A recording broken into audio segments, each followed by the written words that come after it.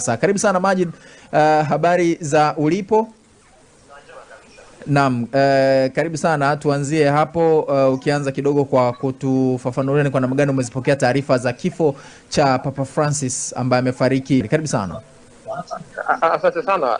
Papa Francis amefariki dunia leo asubuhi saa 1:35. Ndio.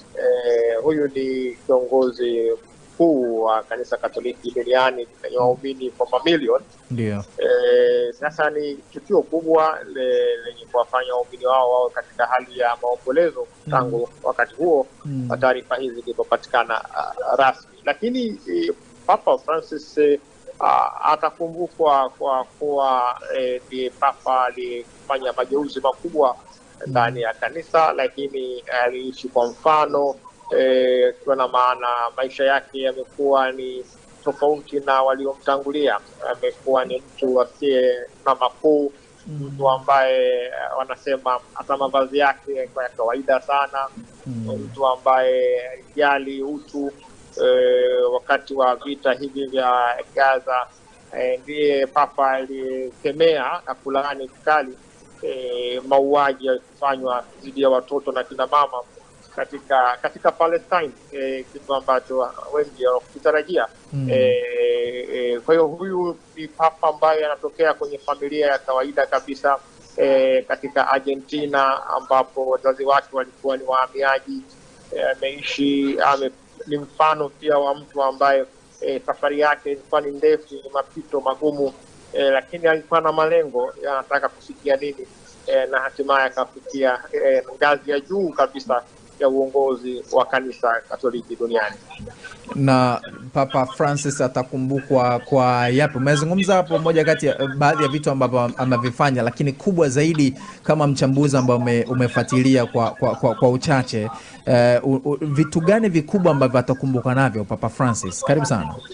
Vitatu vikubwa. Kwanza, atakumbukwa kwa mahubiri yake au mtazamo wake juu ya umuhimu wa uwepo wa amani duniani. Amehubiri hilo tangu mwanzo. Atakumbukwa pia kwa utu na kujali haki za binadamu, kwa mifano ya kilichotokea au kinachoendelea katika Gaza. Atakumbukwa pia Papa Francis kwa kuwa ni mtu ambaye amepelekea mageuzi makubwa katika kanisa Katoliki, vitu ambavyo huko nyuma vilikuwa havifikiriwi kama vingeweza kufanyika, lakini yeye amekuwa mfano. Kwa hiyo hivyo vitu vitatu nadhani ni vikubwa atakumbukwa navyo. Kuna waliokuwa wanahisi labda Papa Francis alifariki muda mrefu sana, sema walikuwa kidogo wanasubiria mpaka kuja kumtangaza, ambapo wamemtangaza leo hii. Hili na lenyewe ulishalisikia, na kama mchambuzi ulilipokea vipi? Lakini pia unaona ukweli uko wapi hasa? Karibu sana. Hizo ni dhahania, wanasema dhahania, speculation. Lakini kama mchambuzi hatuwezi kujikita kwenye speculation au dhahania.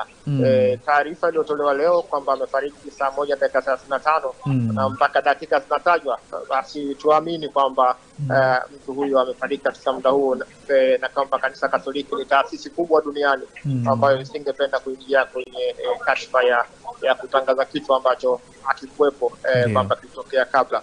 Kwa hiyo ni kwa pole waumini wa kanisa Katoliki popote walipo duniani katika wakati mgumu wanaopitia, kwa sababu alikuwa ni papa wa 266. Sasa watakuwa na kazi ya kumtafuta papa mpya. Kwa hiyo wanapitia kipindi kigumu bila kuwa na kiongozi mkuu wa kanisa Katoliki.